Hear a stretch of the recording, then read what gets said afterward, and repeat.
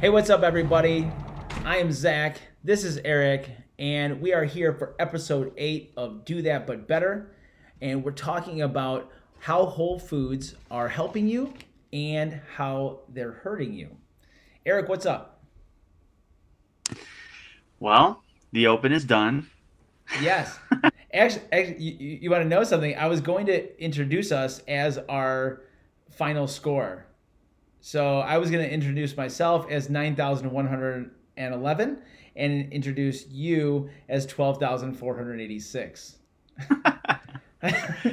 Although, if we go head to head, Mhm. it was I. Yeah, I know. I was so mad. I was like, wait a minute. Dave, you can't do this. Did you notice Hmm. on 21.3 we had the exact same tiebreak time? Did we really? Yep. That is hilarious. Man, I'll tell you what, like looking back at that workout, so actually, number one, it was super fun. Yeah. And um, I pretty much called that sucker. Well, I didn't call it, but I had so many elements there. I was like little sections that you're like increasing. I had thrusters, and I And mean, yeah, but uh, but I think that I can finish that workout. I was thinking yeah, about just how it was, and yeah. especially so my where I was doing the pull-ups is my squat rack that just Hmm. is like straight Oh wow. uprights with a bar. And so I got some weight storage arms and I put them on the one side. But then and it was fine when I was warming up, but once I was tired and did a Hmm. big kip to do the muscle ups, it started to tip. Oh wow. And thankfully there was a washing machine right next to it. So I did have to stop and pick up the washing machine and put it on top of the end of the of the rack. That is awesome. So there was a time loss in that section.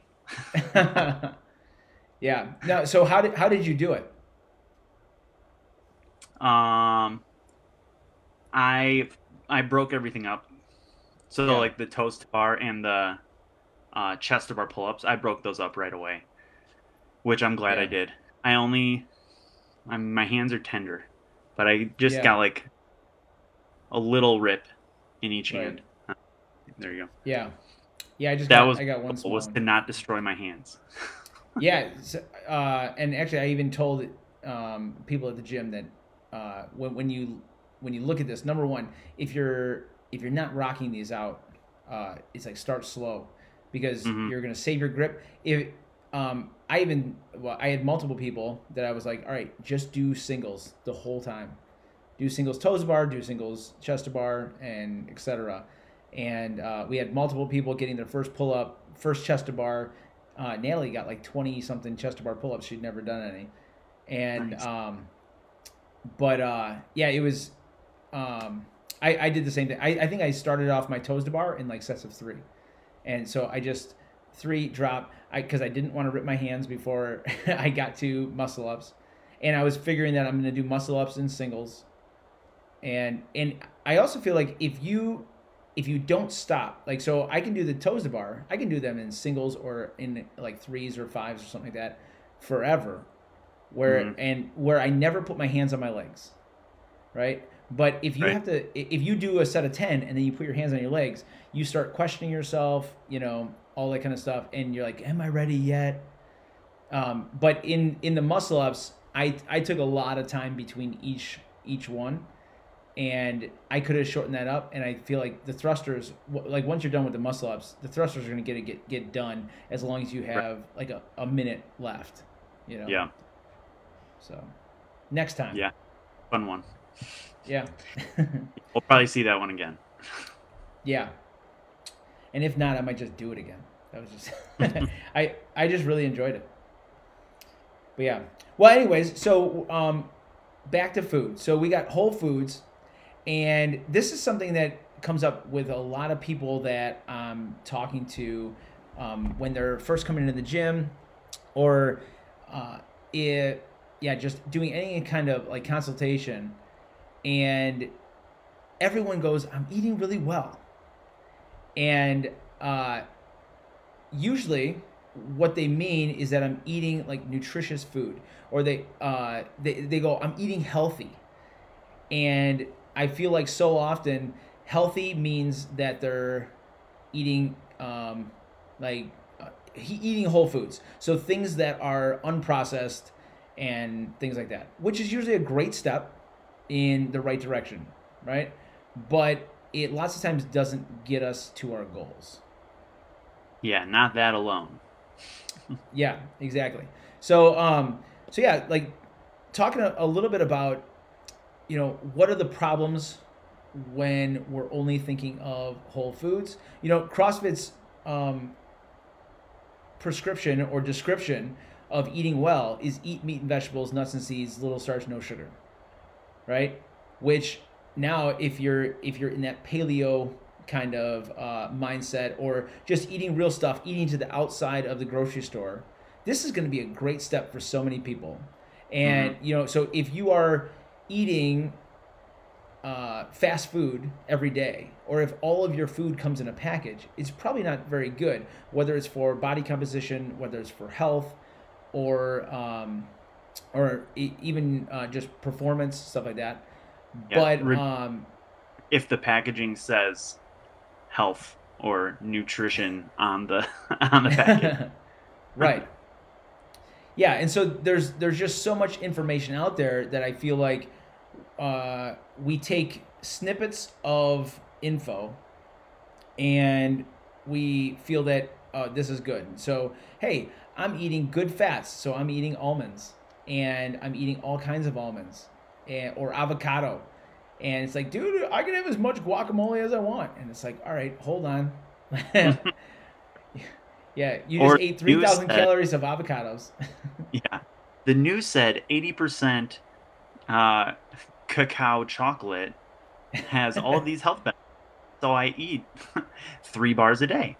Yeah, yeah, exactly. Yeah. Wine has antioxidants, so we better drink a bottle. Yep. But In yeah, cancer. yeah, exactly. And so lots of times these foods, these whole foods. So um, let's let's just define that. So when I'm talking about whole foods, I'm thinking of things that you can grow, things that you can pick.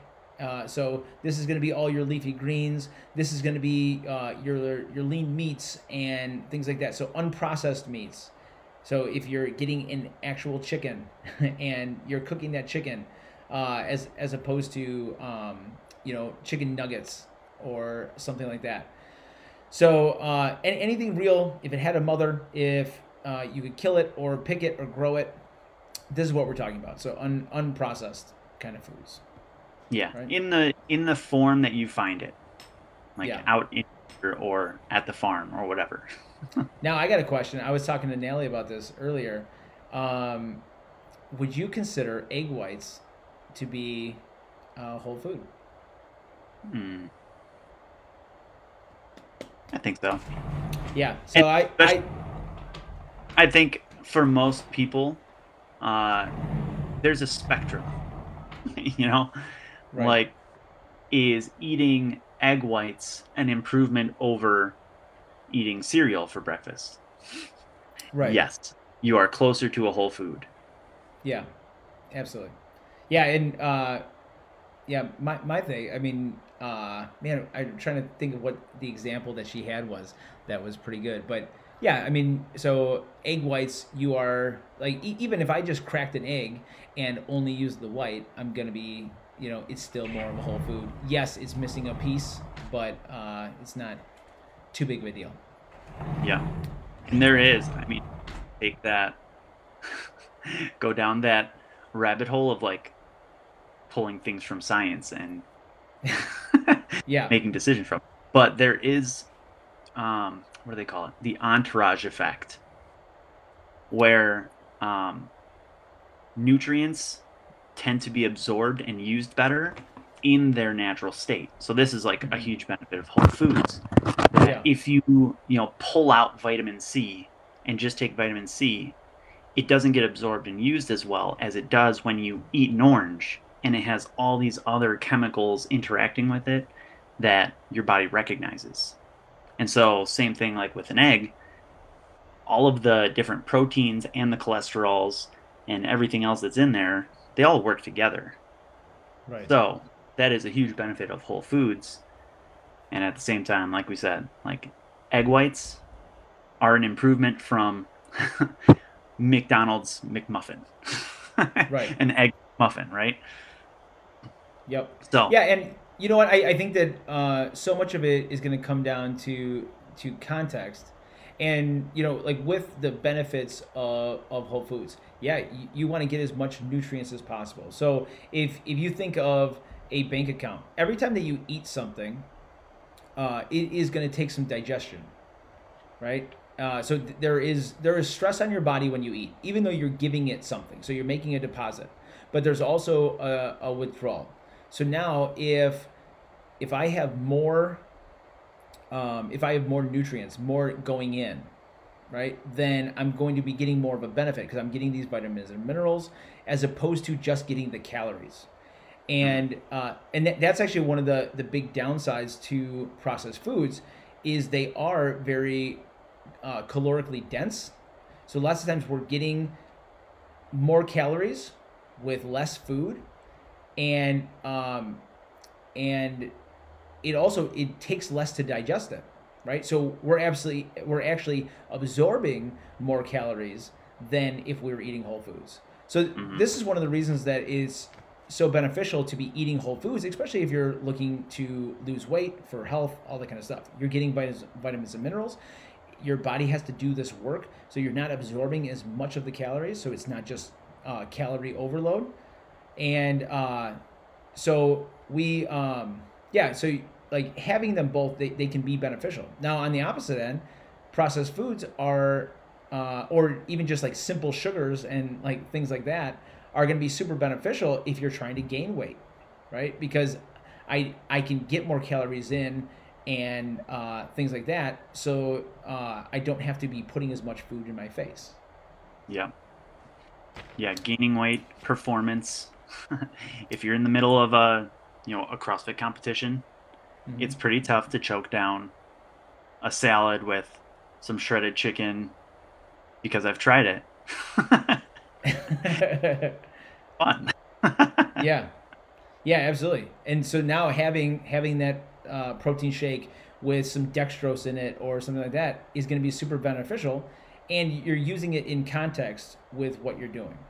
Right. But yeah, so when it comes to nutrition, there's sort of a hierarchy. So most people uh, immediately go straight to quality food, which is fantastic, right? So it's like eating lettuce and green beans and broccoli and stuff like that, and we're eating meat and just things that you know. But just eating that alone is not necessarily going to get you to your body composition, your performance goals, and things like that. So now we have to start looking into quantity of food, right? So calories in, calories out is going to be important in some degree, and because if you are just overdoing it on calories, or if you're considerably underdoing it, then we might not be getting our weight loss, weight gain, muscle gain, whatever it is that we Hmm. want. And then from there, we can start going into macronutrients. How balanced is this? So, because if you have, let's just go back to the calories. If you are in a caloric deficit, you will be losing weight, right? So numbers on a scale, not necessarily good body composition. You might be losing muscle as opposed to body fat, so you might not be losing body fat. If you are in a surplus, we are going to be gaining weight. That doesn't mean that you're necessarily gaining muscle. You could be gaining fat, but numbers on a scale are possibly going to go up. But then, if we have the calories in check, now we're looking at macronutrients. So, protein, carbs, and fat. And we want to see in what ratios. We want to have enough protein for to keep muscle and for um, uh, muscle regenesis, right? So just building, and then we want enough carbohydrates so that we can perform well and we're feeling good. and we need enough fat to keep us hormonally balanced. And so once we have quality, and then we have quantity, and then we have macro count, then we also have timing. All right, so this is going to be like level 10, but now we can start looking into, all right, what am I eating around my workouts and things like that. Now, this is not to say that there's so many misconceptions about timing. Like there's intermittent fasting, and there is don't eat after 7. And some people say it's after 10, and all those kind of things. But those things don't matter nearly as much as these other 3. Right. Yeah, it's like you're putting on shingles and you haven't poured the foundation yet. Yeah, absolutely. That's what everyone loves to do. Yeah. But yeah, so all right, we've got our quality foods, right? And so they are going to be important. They are going to get us the nutrients that we want. But now, how can we really screw that up, Eric? Well, there are a lot of ways. Here's one thing that I see all the time is where you want to start eating whole foods, and the thought is, I can only eat whole foods. And then you go like way to the one end of the spectrum of, I'm only going to buy organic, local, whatever, and that's all that's in my house now, except that I was eating out for every meal before that. And so now I don't know how to cook. Yeah. I don't even know if I actually like these foods. And so as it rots in my fridge, I'm going to start eating out again. Absolutely. Right? So yeah, so like there is a level of education that comes with it. And so it's a lot easier to do this gradually, to consider like, where am I right now? How many whole foods am I eating, and where can I add some in? Just add some, like 1 meal a day, and start there, right? And recognize that this isn't all or nothing. It's not only all whole foods or only all processed foods. Like, give yourself a break and just make a gradual move toward 1% better. Yeah. And actually, I'm going to comment to one of our watchers. So PK, I'm glad you guys you're with us. And if you have any questions, let us know. But yeah, Eric, one of the biggest things that I feel like when you're eating whole foods is it's a struggle, right? So all your processed foods, they're there, they're ready. It's like you rip it open and you're done. And then you can probably eat a ton of them. But if you're eating whole foods, you need to cook it. You probably have to refrigerate it. You need to chop it. Like you got vegetables, and now you're going to have to cook those also. And they're prepared in some way, and it's time consuming. And now, actually, one of the things I think that makes this hard is people start thinking, well, then I need to meal prep. And when they start going to meal prep, they think that because they see it on Instagram, that you have to have Tupperware, and everything is laid out. It's super pretty. You have 36 meals, and they're all in your fridge, and it's all done. But lots of times when you're to me, I did that a little bit, like maybe a week, where I really did that, but it was too much. But what you can do is start getting the things that you like. So just like you were saying, start small. Find a vegetable that you really like, and have that, and have it all week, and maybe get 2 or 3 if you get bored really quick. Same thing. Get a type of protein. So beef, chicken, pork, fish, whatever you want. I get I think I get all 3 of them, and then I get fish also. So I get beef, chicken, pork, and then we have fish on Sundays, and it makes it super easy because I can cook them all, and I can cook them all usually at the same time. So if if I buy a family pack of chicken, I cut it up. I cut it into about 5-ounce pieces. And I have it all in the fridge. It's done, and I can take it and just throw it on a salad. I can throw it in a sandwich. I can throw it in a taco shell, like whatever the heck I want to do. But I have that protein. I have vegetables already chopped up. They're not in some Tupperware or anything. They're in bulk. And now I'm throwing food together for a stir fry. I'm throwing it into a salad, but it's like meat, vegetables, and I got it. Yeah. Yeah, that's totally. I mean, we have our list of like staples. Hmm. These are all the vegetables that we typically get. And then, yeah, same thing like meat. And, it's not a week's worth of recipes planned out. Right. It's we have a week's worth of food. And in the morning, open the freezer, be like, okay, what do we want for protein for dinner tonight? Right. And pull that out and thaw it. And then it's like, okay, well, what can we do with that? What vegetables do we want to put with it? And it's Right. like I said, like there is some education and just practice of like, Hmm. what do I actually like? What are some easy options? But what I've learned is that basically all the recipes are the same. Whether you are doing Mexican or Italian or Chinese or whatever, it is like chicken, rice with whatever seasoning and like tomato sauce. Right. That is like every single recipe, right? Add Yeah. whatever What were you saying? and then add in whatever vegetables you want. Yeah. It's Yeah, all I the same. think the biggest difference is the spices. It's like, Yep. oh, this ethnicity uses this spice more, and that's all you're doing because it's the same meats. It's the same meats, it's the same vegetables, and then you have like some crazy ones that you might not know very much, but you also probably don't find them at the stores very much.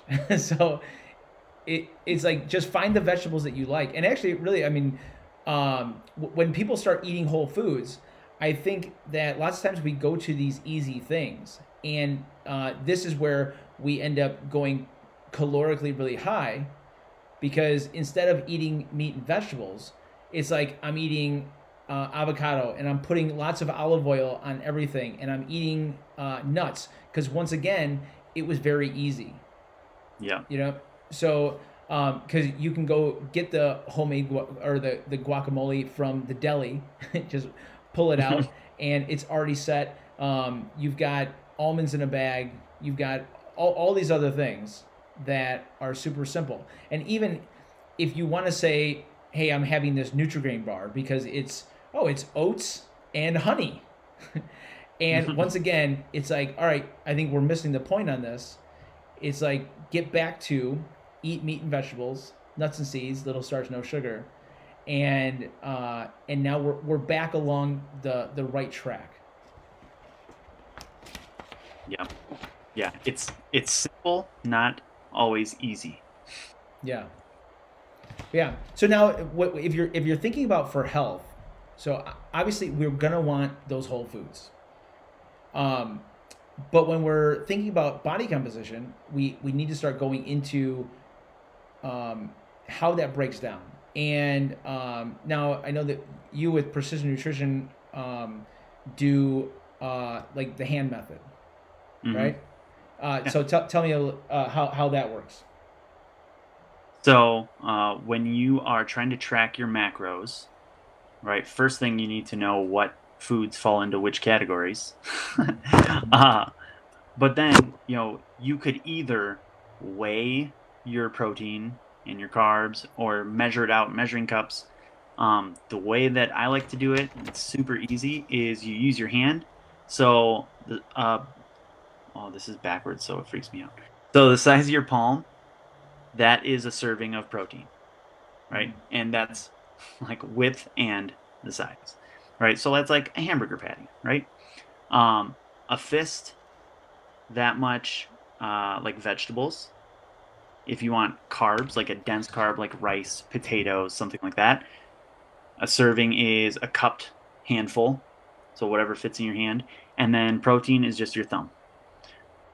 So then you Wait, can no, figure fat. out what? Fat is your thumb. Oh, what did I say? You said protein. Oh, sorry, I meant fat. Um, so then you figure out, okay, for the entire day today, I'm going to have 4 or 5 servings of protein. So when I'm dishing out my food, I don't have to weigh it, but I can say like, okay, I need a palm's worth. I can put that on my plate Mhm. and I get my getting, right? And same thing with my vegetables, like how I need 2/5 of vegetables each meal, right? And 2 thumbs of fat each meal. And that way you've got, you always have with you your measuring stick to keep Yeah. track of like how much of this am I actually eating, because a serving of especially your dense carbs is really easy. I mean, it's easy to dump a pile of rice on your plate and then put on your meat and veggies and sauce on top of that. Where like if you're measuring it with your hand, you're like, okay, this is the amount of rice I should actually be eating. Yeah. You there's no lying to yourself about that. Yeah, absolutely. And like with the vegetables, I think that lots of times we feel that we had vegetables. You go, I had lettuce on my salad or on my sandwich, and you go like literally you literally ate a piece of lettuce like, and it's like now when you start going, oh, maybe I should get a handful, maybe I should get two handfuls. And the nice thing is that with something like that, you really can't overdo it. And Right. so if you're getting leafy greens and stuff like that, and you are hungry and you already had your handful of carbohydrates, it's like throw in some more vegetables and put some more food in your belly. But this is going to be very low calorically, right? So the things that you think of as carbs are going to be a little bit higher calorically, and same thing with the fats, right?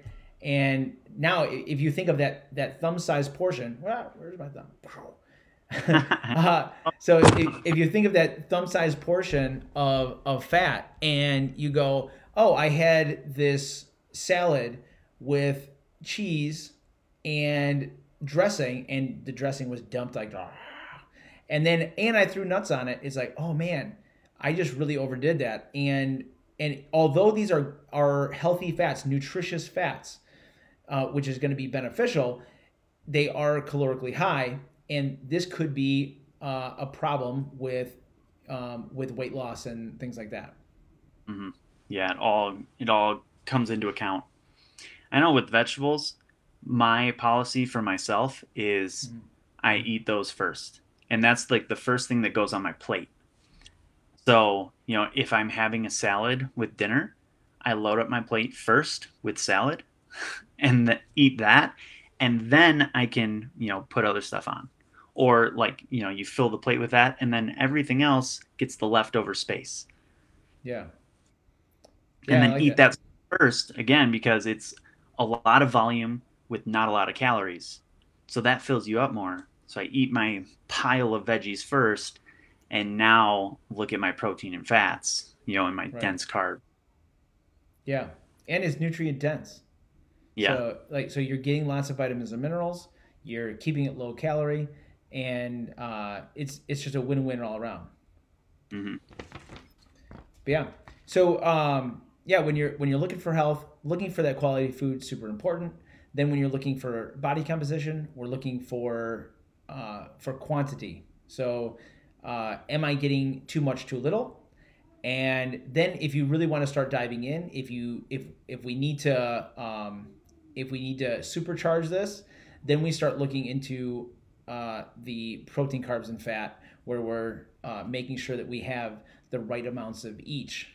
And this is where you're really going to get to your goal. Now, what about when it comes to performance?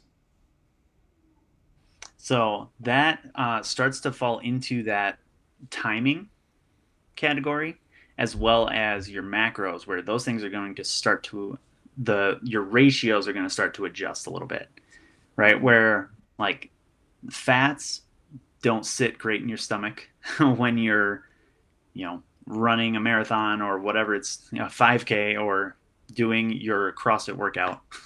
Yeah. uh, and then you're looking for the fuel that's going to fuel your performance. So, um, typically carbs. Your denser carbs are going to come within that range before and after your workout. So, if you're looking for weight loss and you're doing CrossFit, you want to target those high activity times with your carbs, with your more dense carbs, and then have your lower calorie veggies the rest of the day. And that's a way to maybe satisfy the itch for the more complicated nutrient timing stuff, while also focusing on that foundation of getting whole foods and balancing your macros. Yeah, for sure. Yeah, I like to think of those dense carbs, whether it's even just bread or cereal or if it's a donut, as rocket fuel. And if I don't need rocket fuel for my activity, then I can probably stick to the meat and vegetables, nuts and seeds, and I'm gonna be totally all right. Hmm. Yeah. So yeah, if when it comes to just nutrition in general, I think that base. So CrossFit's definition is eat meat and vegetables, nuts and seeds, little starch or some fruit, little starch, no sugar, right? But the caveat is keep intake to levels that support exercise and not body fat. And this Hmm. is often left out. And so now we're looking at the quality, and that's where we start. And then we start looking at the quantity and really observable, measurable. How much am I having of all these things? And is this supporting my exercise or is it not? Because yeah, if I'm just eating a bunch of almonds, that's not going to be the best workout fuel if I'm doing high intensity workouts. But it does have good nutrition. So trying to balance those out. Yeah. And again, I mean, we've talked about this a ton, um, but it comes down to awareness. Because like if you're happy with where you're at, then keep doing what you're doing. If you Mm-hmm. are not reaching your goals, then typically, especially like weight loss, weight gain, like this is where it's happening, right? Absolutely. Is too much, too little, and uh, the only way to make the adjustment is to know what you're doing, right? Yeah. So that's where it's down to like paying attention. Use those hand measurements. Write down what you're actually eating to start making the changes that you're looking for. Yeah. I'll tell you what, anybody who is saying, I eat really well, um, but I am not getting the results that I want is wrong. Let's be blunt about it. And I don't think that it's that you're lying. I think that it's misinformation. And just like this, Yep. and you didn't realize what these things were doing. You're possibly not measuring well. Like so, what if you are weighing and measuring? Then we're probably not measuring well. But it comes down to these things, and you're as unique as you are, um, it it's uh, it's probably lack of observable, measurable data, and really tying that in. Mm-hmm. Yeah, Yeah. cool. I think that's. Do you have any more on any of that, Eric? Just reiterating like what we said before, that this isn't an all or nothing thing. That figure out a good spot to start for yourself. Like, where can I improve? What's one thing that I could trade out, for something that is closer to a whole food? Trade my rice-a-roni for actual rice. Yeah, you know, absolutely. simple little tweaks like that move you closer and closer, right? You get used to that for a month or two, then make another adjustment. Yeah. Take lots of times the slow road is the fast road. Because if you go for the fast road, you're like, number one, you're bound to screw up. And so you're gonna hit the wall if we're going around the track too fast. And it's like, all right, learn how to do it, and you're going around the track, and then you can start increasing that speed. Otherwise, you're gonna crash and burn really quick, and it's just not gonna work. Yep. Yeah. So you guys eat meat and vegetables, some fruit, little starch, no sugar, nuts and seeds, and keep intake to levels that support exercise and not body fat. And if you guys have any questions when it comes to nutrition, you can reach out to Eric. Where can they reach out to you? I'm at Eric McGathy on Facebook and Instagram, and Fit to Thrive Coaching. And you can reach out to me at CrossFit Chicago Heights on Facebook and CrossFit Chicago Heights on Instagram. You guys, that is another episode of Do That But Better. We'll see you next week, Tuesday at 2 o'clock. See you later, Eric. All right, see ya.